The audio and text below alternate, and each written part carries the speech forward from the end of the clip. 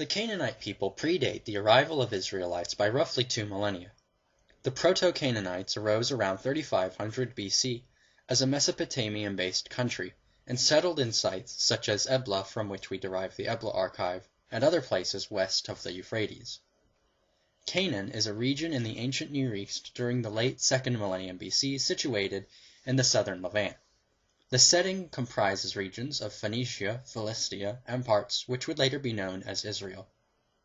Canaan had significant geopolitical importance in the late Bronze Age Amarna period as the area where the spheres of interest of the Egyptian, Hittite, and Assyrian empires converged.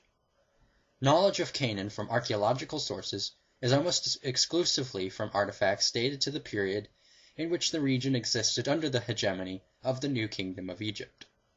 Since the Egyptian Empire controlled this region during that time, much of our knowledge from archaeology comes from the Amarna letters and other documents of governance which record information from the time of Egyptian rule.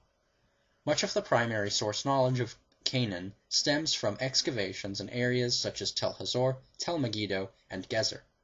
The late Bronze Age state of Ugarit, what is now Ras Shamra in Syria, is considered a quintessential source of Canaanite culture and religion, from which was found the Ugaritic texts and other artifacts of Canaanite culture. The Israelite religion is one which originated out of these Bronze Age polytheistic ancient Semitic religious traditions, specifically the Canaanite religion.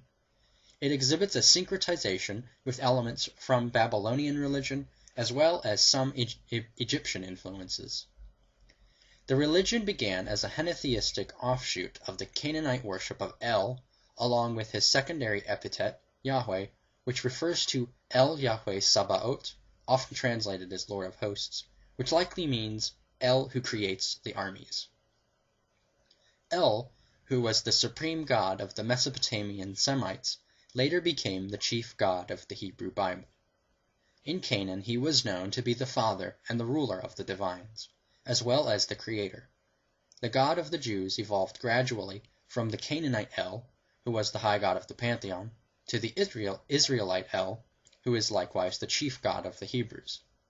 The essential qualities of the Canaanite El were retained in the god of the Hebrews, along with memories of the theogony of El and the gods. Over time, the Israelite group of Canaanites converged the sky gods El and his son Baal-Hadad, and El was conflated as Yahweh. Early on, the Israelites also worshipped Yahweh along with his wife Asherah, who was originally the consort of El in the Canaanite tradition. For a long time, scholars of the Hebrew Bible concluded that a major difference between the God of the Bible and the gods of other traditions was that so-called pagan gods had sexual lives and consorts, while Yahweh did not. But in the late 20th century, archaeologists uncovered two intriguing inscriptions from two different Middle Eastern sites. The inscriptions were blessings not only in the name of Yahweh, but also his consort Asherah. Over time, there was a push towards monolatry, the worship of one god among many, but not necessarily denying the existence of other gods, which made it so that the Israelites' focus on El Yahweh compelled them to make it appear that there was a greater divide between Yahweh and the older god, Baal. Thus, in order to build up and emphasize the distinction between Yahweh and Baal, the Hebrew text goes to great lengths to make Yahweh's conflict with Baal apparent. This marked the trend of Israel rejecting its heritage. Although the Israelites apparently broke off from Canaanite tradition at some point, the essential elements from the Canaanite sources were maintained in the Bible, such as the same dwellings and epithets of El. El resides on Mount Zaphon, and in certain texts he dwells within a tent just like the tabernacle described in Exodus. Titles of the Canaanite El were preserved in the Hebrew tradition, such as the following: Elyon, which is Most High; Rechem, which is Bull. Also, El was called the god of patriarchs, a warrior, and El was called Olam, which means eternal. These were the names for the Canaanite El, and they became the names for the Hebrew El. Interestingly, Babel, relating to Babylon, is a conjunction of Bab and El, meaning gate of the god. But it was not singly El from which Yahweh evolved, but also Baal-Hadad, the Canaanite storm god. Indeed, also the name which Jews substitute for Yahweh lest they utter it is Adonai, the term from Canaanite Adon, which means Lord. It's a synonym for Baal, which also means Lord. The connection between Yahweh and Baal is undeniable. We find narrative instances of the Israelites understanding of this connection in parts of the Hebrew text, such as Exodus 32:8, the crafting of the bull by Aaron and the Hebrews as Moses was on Sinai, in which it is said, "These are your gods, O Israel." We see in the Israelite religion precisely what one should expect to see from a religion evolving from and assimilating religions surrounding it. In numerous passages, Yahweh is depicted as any ancient Near East storm deity, the most notable of which is Baal-Hadad. Like Baal, Yahweh is a warrior who descends from his mountain home, riding on a chariot of clouds. His voice is thunder, and his weapon is lightning. The earth quakes, and the skies release rain at his command. In primeval times he asserted his authority by defeating the sea, becoming the ruler of the skies. Exodus 15:3 reads, "Yahweh is a warrior, Yahweh is his name." Numbers 23:22, "El, who brings them out of Egypt, is for them the horns of a wild bull." Numbers 24:8, "El, who brings him out of Egypt, is like the horns of a wild bull for him. He shall devour the nations that are his foes and break their bones." El of the Canaanites was also called bull and warrior. Here are some examples of parallels between Baal and Yahweh as attested to by the Ugaritic literature in the Baal cycle and the Hebrew Bible. "Let me tell you, Prince Baal. Let me repeat, rider on the clouds. Now your enemy, Baal, now you will kill your enemy. Now you will annihilate your foe. You will take your eternal kingship, your dominion, forever and ever." And the Hebrew Bible reads, "Behold your enemies, Yahweh. Behold your enemies perish. All evildoers are scattered. Your kingship is an eternal kingship. Your dominion is forever and ever." The parallels with Baal extend also to the motif of the mountain where Yahweh revealed himself. "There was thunder and lightning and a heavy cloud on the mountain, and Mount Sinai was covered with smoke, because Yahweh had descended upon it in fire, and the whole mountain trembled violently." The same imagery is used of Baal's theophany. "Then Baal opened a break in the clouds. Baal sounded his holy voice. Baal thundered from his lips. The earth's high places shook." The association of Yahweh as a storm god is also echoed in Judges chapter 5, verses 4-5. "Yahweh, when you went out from Seir, when you marched from the highland of Edom, the earth shook, and the heavens too streamed, and the clouds streamed with water. The mountains shook, before Yahweh the one of Sinai, before Yahweh the God of Israel." And Psalm 104, verse 3, "Yahweh sets the beams of his chambers on the waters. He makes the clouds his chariot. He rides on the wings of the wind." There is also a shared emphasis on the seventh day, for it was on the seventh day of Daniel's incubation rite in the temple that Baal intercedes for him and El blesses him, just as it is on the seventh day that Yahweh called to Moses on the cloud-covered mountain. Indeed, the characteristic origin of Yahweh in the roots of El and Baal is preserved in Hosea 2:16, which reads, "Yahweh says, 'You will call me my husband, and no longer my Baal.'" Frank M. Cross suggested in 1973 a potential connection with the Egyptian deity Ptah, who is given the title Dugiti, Lord of Gath, in which Ptah is called Lord Eternal, and that it may be this identification of El with Ptah that led to the epithet Olam, which means eternal, so early and so consistently with the Israelites. Another similarity is that both the gods Ptah and El create the world through their very will, and not through a divine battle between gods.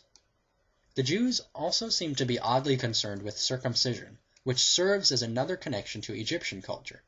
The earliest historical record of circumcision comes from Egypt in an inscription of a tomb at Saqqara dating to around 2400 BC.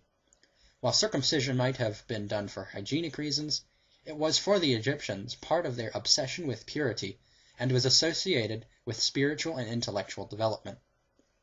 These connections would all make sense considering the Levant was politically and culturally dominated by the Egyptian Empire in the time the Israelites are thought to have arisen by the end of the Late Bronze period. However, it is probably not until Iron Age I that a population began to identify itself as Israelite, and the Israelite, or the earliest documented instance of the name Israel, is from the Egyptian stele of Merneptah, around 1208 BC, in which it records that Israel is laid waste, and his seed is not. The earliest possible occurrence of the name Yahweh is as a place name in the Egyptian inscription from the time of Amenhotep III, who reigned from 1402 to 1363 BC. It refers to the land of Yahu, which is the land of the Shashu, being nomads from Midian. Thus the worship of Yahweh seems to have originated in areas south of Israel. The name Yahweh, which can take on various forms in the Semitic tongue, of Yah for theophoric purposes, for example, Adonijah, which is Adon, master, and Yahu, referring to Yah or Yahweh, contains the core name Yah. Along with being the chief and ruler god, Yahweh shares unequivocal resemblances to the Sumerian god Yah, who is culturally synonymous with Marduk and Baal-Hadad. Yah and Yah, or Yahweh, are virtually the same god. The Torah draws heavily from other ancient Near East influences which pre-existed it, incorporating and modifying them. Things such as the laws of Eshnunna, Hammurabi, Middle Assyrian laws, and Ur-Nammu. The covenant theme, which runs throughout, is known to be directly related to the Hittite suzerainty contracts and the vassal treaties of Esarhaddon. One example of the covenant theme from outside the Hebrew Bible lies in the Phoenician-inscribed Arslan Tash amulets, which refer to the Eternal One's covenant, a council of holy ones, and the sons of El. Interestingly, there's also a 5th century AD Christian amulet from Cyprus which associates Re and Osiris with Yahweh and Jesus in imagery on one side and a palindrome text on the other, stating Yahweh is the bearer of the secret name, the Lion of Re secure in his shrine. This is interesting because the throne of El is depicted with features of a lion, and the earliest possible instance of El in an artifact depicting him with 2 lions. The Israelite accounts of creation contain clear allusions to ancient Near Eastern cosmogonies. The first verses draw upon the Babylonian epic Enuma Elis, which means when on high. Both begin with a temporal clause, the book of Genesis beginning with when El created the sky and earth, in which also nothing existed but primeval waters, male and female, fresh and salt, Apsu and Tiamat respectively. The god Marduk manages to create the world by destroying Tiamat with wind, ripping her asunder and forming the sky and the earth from her carcass.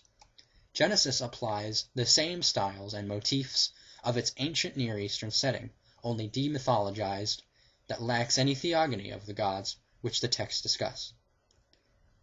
The memory of the battle narrative, though, is preserved in other parts of the Tanakh.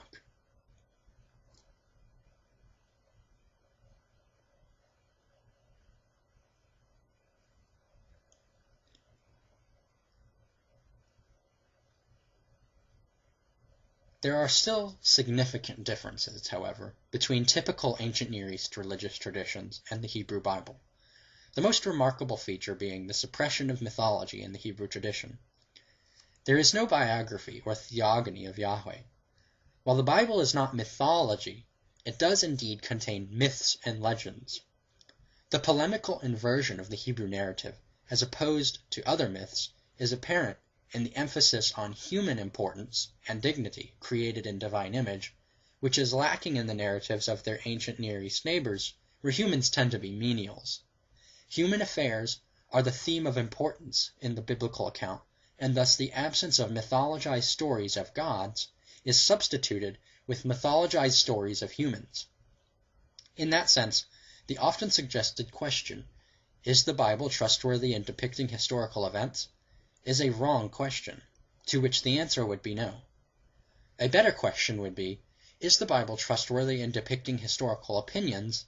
And the answer to that is an obvious yes. The text of the Torah is constituted of at least 5 sources as described in Wellhausen's theory. J. Yahwist, written around 950 BC in Judah. E. Elohist, written around 850 BC in Israel. D. Deuteronomist, written around 600 BC in Jerusalem. P. Priestly, written around 535 in exile of Babylon. And R. Redactor, which is the final edition of the combined sources. Although Wellhausen's dates have been disputed, and any of the sources could be decades, if not centuries later. In fact, the Hebrew Bible itself explicitly admits this sort of phenomena when it cites prior sources at many times. For example, the Book of Jasher, the Book of the Wars of Yahweh, and the Book of Iddo the Seer. This is not necessarily a modern idea either of Wellhausen's, considering the fact that similar analysis was concluded by scholars such as Baruch Spinoza, Thomas Hobbes, and John Estruc in the 1600s. In J-text, Yahweh is the most anthropomorphic, forming man from clay with his hands, enjoying walks in the cool of evening, stitching clothes for Adam and Eve from animal pelts, enjoying the food Abram cooks for him, speaking face to face with humans, being bargained with, and so forth. J is particularly interested in the traditions of Judah, and it supports Judah against Israel, for example suggesting that Israel acquired its capital at Shechem by massacring the inhabitants. And J supports the priests who descend from Aaron, who were established in Jerusalem, the capital of Judah. While Wellhausen placed the date for J-text at around 950 BC, a crucial study by H. Schmid demonstrated that J was conscious of the prophetic works of the 7th century BC, while the prophets did not know of the traditions of the Torah, meaning that J cannot be earlier than the 7th century BC. Many current theories place J even later, such as that of Russell E. Gmirkin.